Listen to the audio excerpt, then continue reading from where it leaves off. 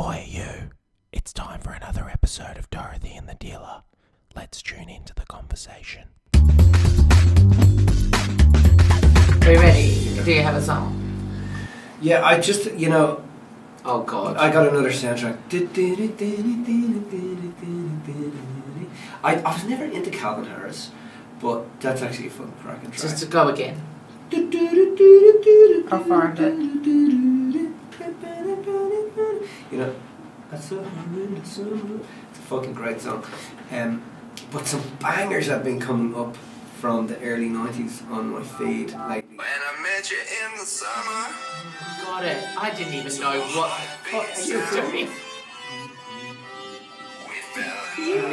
Do you think that you're that clear with your Well, I don't make that fucking face first off, do I? It's a fucking great track. Can you imagine being in a fucking place with 100,000 people? Like, how awesome. How fucking awesome. Do you actually think it'd be Can't wait for awesome my right kids. now? Yeah, it'd be brilliant. Right now, you would do it. Yeah, I can't wait for my kids to go do that. I can't wait for my kids to come back and go, Dad, I was at tomorrow. I'm going to Tomorrowland with Lexi. I was at tomorrow night. Are you? Apparently. Is that the plan? That'd be Yeah. great. Yeah. You're going to have to bring Lola along. Lola, I said, if I go on a trip with Lexi when she's 18 roughly, said, and I do one with you when you're around 18, where do you want to go? She goes, somewhere tropical. I'm like, I'm thinking Tomorrowland again. No, Yeah. somewhere tropical, Mills. Yeah. Okay, Yeah, then. they like the old travel thing. Yeah. Which is good for them. Okay, let's go. Okay, so I think today we had a few questions that people were asking, Right. and we're going to answer some of those questions. So Let's go. let's not spend an hour on every question. Okay, let's go. Okay, so the first question is, how do you show up in life when all you want to do is tell people to fuck off because you've got no energy and you've got a business and you've got to show up in your business and you just can't because you just have no energy and you just feel like you don't want to talk to people and stuff like that. And obviously stuff like that happens occasionally. What's your thoughts on that? How do you show up when you feel like you don't want to and you can't? Yeah, I think there's a couple of answers to that. First off, the no energy thing has generally, obviously there's the physical side of it. So you've got to be eating properly, make sure that you've got the right vitamins in your body and in your system, and you've got to be drinking lots of water, so you've got to keep your energy levels up. Also, I think that all work and no play makes Jack a very dull boy. So do you think it's a work-life balance thing? Because people think when they first get into their career, right, let's say they're starting a business, they think, oh my God, I just love my business and I love doing what I'm doing and I love just being with the people and I love just being with the, traveling and I just love, but if you keep doing the same, it's a bit like, do you remember we heard the album Dead Mouse? That's such a great album. Do you remember what it's called? Dead Mouse, it was called... You can't remember. It's a really quirky name. I can't remember. It's called Random Album Random Title. album title, that's right. And Random Album Title was hands down one of the greatest albums for about 5 years. It was so good. It and was then fucking all the amazing. tracks, on the last track, there were individual tracks, and then on the last track it was one full continuous One full mix. continuous mix. And it just made Dead Mouse's career. And so, but when you listen to that mix, it is absolutely bonkers, right? Okay. But listen to it 10,000 times, which is what my wife did. Oh, I love it. I still put it on occasionally and I just laugh at it. Fucking ruined it for me. Anyway, but you can listen to that album and it just gets better and better and better and better. And I think that's I don't know what point you're trying to make. Well, you find out something that you love doing, but you keep doing it and you don't realise that... Well, you're doing it in the same way. Yeah, you're doing it in the same way, but there's also other things that you're not doing. Right, It's yeah. what are you not doing while you're doing the things that you're doing. Very good. And what are you not doing while you're doing the things that you're doing that you should be doing that actually also allow you to exercise your sense of being by yourself, understanding who you are, nurturing yourself, taking care of yourself. So even though the job is something that a person would love, Yeah. if that's the only thing, it's too. It can get to the place where you're just feeling like you're on repeat and you're not getting anything new out of it. So you've got to create your life so it's not just the thing. Yeah. What I mean by that is if somebody is showing up in their life with no energy at a job that they love, there's other things going on, meaning either the physical side Yeah. or they're spending too much time trying to do the one thing and they have to incorporate other things and bring in some balance. Yeah. Do you ever feel when you come to work here that you don't have energy for the work? Because I think I've had that occasionally, but when I've had that, something else has been happening. Yeah, I kind of worked that out a long time ago. Do you know what I mean? I kind of feel that I worked that out a long time ago, but it can still happen because we can fall on the same traps. Of course, fall, but it can still happen. But I generally got. I mean, even with you guys, and the team that I have around me. And the thing we have around us, they know, okay, he needs to be left alone. He just let him have some time off. You need to be eating well. The guys always make sure that I've always got the right food in front of me and stuff. So I think that I've worked that out a long time ago. And set yourself up and set your life up so that you know that there's certain things that make it work so that you can be present. Yeah. I think for me the biggest thing when I don't have energy is if there's something physical going on, like if you're actually physically unwell. Yeah. And also if I haven't given myself my own time. So for me, it's really important to have, like for example, this weekend, I won't have any time to myself. But I know I do next weekend, so it's okay. Do you know what I mean? I know I've got I've got certain things and I love what I do, it's totally fine. But if I had next weekend where I didn't have, I again had so full commitment, had somebody with me the whole weekend or whatever, I think I would probably go nuts. So I have to set it up so that I can do that, so that I can bring energy to the places where, So what would you do if you find yourself in that spot? So if you're actually finding yourself in that spot. So I'm not talking how do you preempt it and get to a point where you're not in the spot. But if you do find yourself in that spot, what would you be doing? Would you tell people, look, would you set boundaries with people? Well, if you're not doing your values work with another partner, if you haven't got a partner who, like with Ange will say to me, you need to go and spend some time with your mates. Right, because she can see that I'm not yourself. Myself. And she'll go, she knows the remedy. Yeah. You know what I mean? You need to go and ride. Go and ride, get out. Yeah. Get out of the house, come back. Don't come back for 2 hours. Go ride. Yeah. And so, but if you're not... Try not to fall over the fucking handlebars again. Okay. And but if you... so have people in your life who can help you to... Yeah, and there's... I'm not a fan at all. Fucking... Anymore. Vomit woke. Anyway, but she had a really good thing where she's like, you should have 3 people's names in your wallet. 5, I think it is, yeah. Well, let's make it 3. Okay, make it 3. This is an MJB thing. Fuck Brené Brown. And so you have the 3 names in your pocket that you keep on a piece of paper that are your go-to people that keep you accountable to your values. And when you're off track, know what the things are that you need to do that you fucking love, and go do those things. Do the things that you love. 100%. I think I've been saying not that just one thing. Yeah, I've been saying that to a few people lately. Is you've got your people. Utilise the people around you. Communicate with the people around you. I can speak to you about some stuff, and I get great insight. And then there's some things that you would be the last person I would speak to, not because I don't love you or appreciate you, but because you just don't have the same insight in those certain things. But I've got a few of those people in my life that I know I can turn to if I have concerns or if I do feel like I'm, not my 100% myself. So that is I think that's an underutilised technique or skill to be able to turn to the people that you need to turn to. I think it took me a while to sort of figure that out as well. Yeah. Sometimes you want it all from one person as well, or you want it all from one place, and you think you're going to get all your fulfillment from the job, or all your fulfillment. You get all your fulfillment from being all of who you are, and just because you love your job and you value it doesn't mean that is the be all and end all. There's other things that make you you. Okay, so I think that answers that question. I'm going to go to another question because it kind of relates to that. So we have a lot of people ask us about, living their vision, right? So we're very big on when you live your vision, the money comes anyway. And I was saying this to you before the most recent Mastermind of Monies, that some people take that and misunderstand what we're saying, right?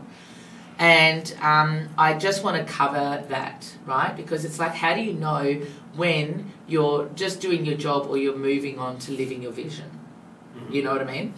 And one of the biggest issues I find with people is they quit the job because they think that we're all about go live your vision and the money's going to come anyway. It doesn't work like that. Mm-hmm. There's a process and a system that you have to go through to be able to earn the right to say, yeah, no, I'm not going to be working here anymore because I can move over here and then I'm following my vision, right?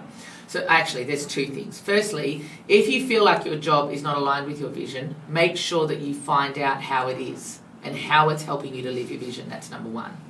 But number two is... But the other problem is that people, when you say the word vision to a person, they tie it up with their career. Correct. And it's not just all about career.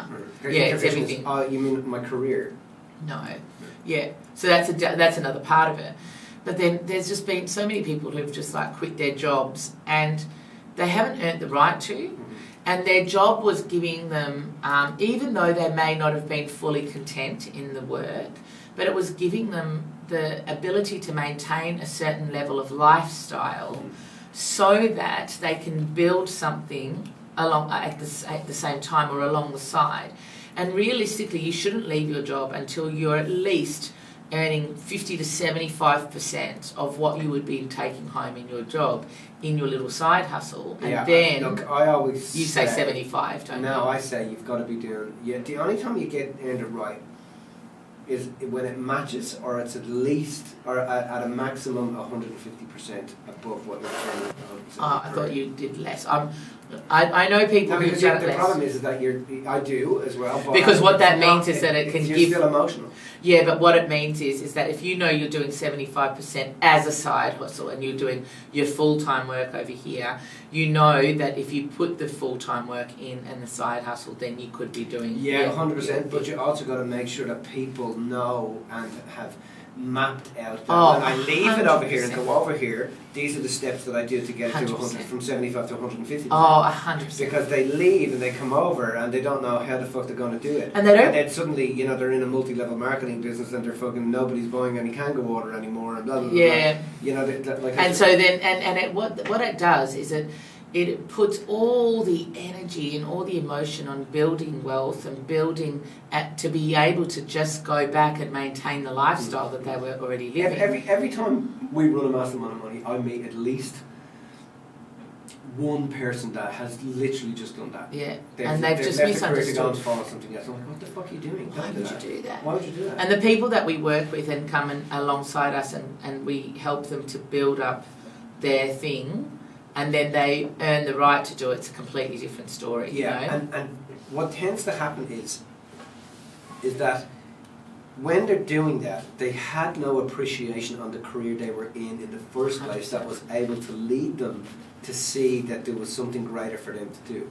So because they have no appreciation, they walk away from it, and it costs them both the thing that they wanted to do plus their career, and they have to start all over again because they didn't get the fucking the memo. You know what I mean? Yeah. Your career got you to a point where you could have sustain you and have revealed to you what it is you would actually want to do. And the person that you were working for in your career, they basically built an organisation, scaled an organisation based on a blueprint and a map that guaranteed their freedom and the life, guaranteed them a life that they wanted to be able to go and live. So the work that you need to do to be able to embark on fulfilling the vision is always around you. You just have to look at the person who built the career that you're in. As hanging out with the CFO or the owner of the business and asking them questions. How do you build a business? How do you scale? How do you grow? How do you build something so that I can do the same for my own life? But people think that they're suddenly going to leave their career and become the CEO of their own life. Yeah. And when you don't know anything, well, you just have to. You have to. Risks, rewards, nothing. You've got to earn your way up to that. Earn your way up to that. So, what was the actual question in the first place? About how do you know the difference between, how do you know when you're following your vision or you're not following your vision? And do you know what I mean? How do you know when to leave your job, kind of thing? And too many people try to do it without actually earning the right to do it. Okay. And do you feel that? And then there's another thing in owning a business, right? You have to understand, people get into their business side of things without understanding that there's fucking blind spots within your life. You know, you don't know what role you actually should be playing when you go to pursue your career. Yeah, like you might be a really good technical background idea of things. I'm just dealing with a guy at the moment that's kind of going through the same stuff. He's not good front of house. Yeah. He's good back of house. Yeah. But he's not good front of house, and he needs to be front of house. So he's having to do something that really puts him outside his comfort zone. And you should never leave or walk away from anything until you understand what is required in the business, what the triad is within the business, what role you play within that triad, and how you're going to replace the other two. Okay. Yep. Good. All right. The next question is, I've had this is from somebody who's seeing some of the clients. This is one of our coaches who's seeing the clients. Some of the clients, you kind of over-analysing. So they're doing the MJB work and they're seeing some of the clients over-analysing their behaviours. And she's saying, how can you have the balance between doing the MJB work, right, and over-analysing people's behaviours? So let me give you an example. So... and I have this with a couple of my clients, not so much now, but my previous clients, right? Am I keeping you awake? Yeah. So they would use the work, but it's almost like the work is like he behaved that way, but, I know that I created it type of situation. Or I'm running a business and my staff is... I know that they went through a hard time when they were kids, so I'm just going to behave in a certain way to them because I've done the work. Do you know what I mean? Like they're using the work as almost like a tool to avoid actually doing the work that they need to do, because realistically what they're being called on, like with my client, is to stand up and say what needs to be said. Right. And these people who are owning the businesses, they're being called on to stand up and actually run the fucking business. Yeah. And they're trying to use what they know to almost protect themselves or as a scapegoat. So some people are using the work almost as a scapegoat so that they don't have to do the work, if that makes sense. Yeah, and I think what you're saying is they're weaponizing the work against themselves, and they're robbing the person of their dignity. So and that's what happens. So if the person went through a hard time, and you're going, they went through a hard time, all you're doing is you're inflating the lopsided state, and you're perpetuating the issue for the person. Yeah, because you're not actually helping them by pandering to the shite that's going on and the behaviour. Yeah, it's a positive feedback system. Yeah. And positive feedback systems are very dangerous within an organisation. And the best thing for you to do is to make that employee, give them their dignity, accountable, productive, responsible, and creative. And if you give them their dignity, they're going to appreciate you. If you pander to their and perpetuate their fractured state, they're going to fucking hate you. Yeah. And that's why, that's why as the director, manager, CFO, CEO, whatever it is, of the business, your job is always to lead the way for the person to become more whole as an individual and not more fractured. But the thing is in order to help another person become more whole, you have to lead the way. Yeah. So what you're trying to do is trying to be nice, and you're not understand, and so the nastiness or the opposite comes from the person, and so you're the one suffering, but also they're suffering as well. Whereas when you can stand up and go, no, I have to be all of myself here in this role, which means that I have to understand what this role involves. Doesn't mean not having any kind of compassion, right? But it does mean that if I understand what this role involves, and this role involves this, and this, you expect that needs to be complete or done, and you're not just going to be, they had a hard life. You know what I mean? Because then if you think like that, you're never going to have the right staff. And you're not going to help them. Every fucker has had a hard life or something happened to them. And yeah, you're right. And you're not helping them. You think you're helping them, but you're actually crippling them because they're not being called to stand up into their own power. Yeah. They're using their story to play small, and you're allowing it, you're pandering it to it, and it's just, You've got a it's not dependent, cool. codependent relationship within the business. It's one kind of what happened here. You know, somebody said to me the other day, "Is there, and can I come and work for you guys?" And I tend to not ever allow the team to employ clients. And because people think they can come in here and this is now they're working for us and this is the place where they're going to do all their personal growth, and it's like, no. You're coming in here to fucking work. It's a business, yeah. This is an organisation. This is a business, and you're coming in here to work.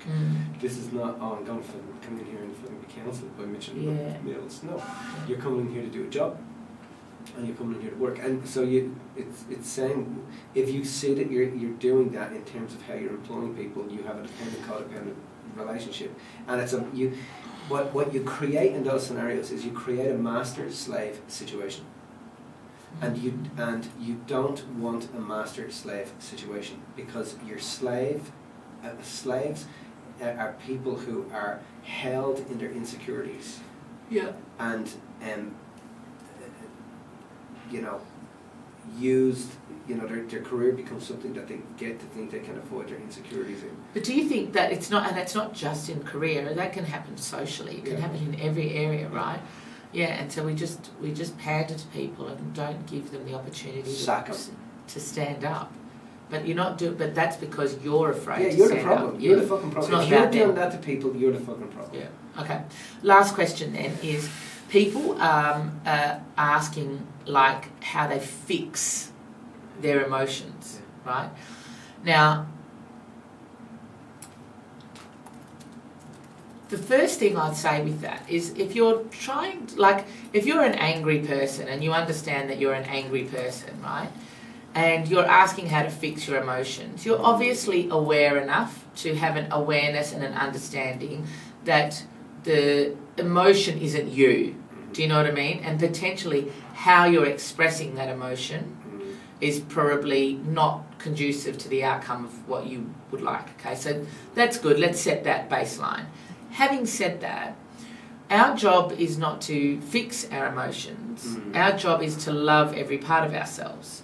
And when we're trying to fix, because people spend so much energy trying to fix it. I know for me, I thought I was broken because I get emotional at things, right? But the way I share emotions is that I have tears come.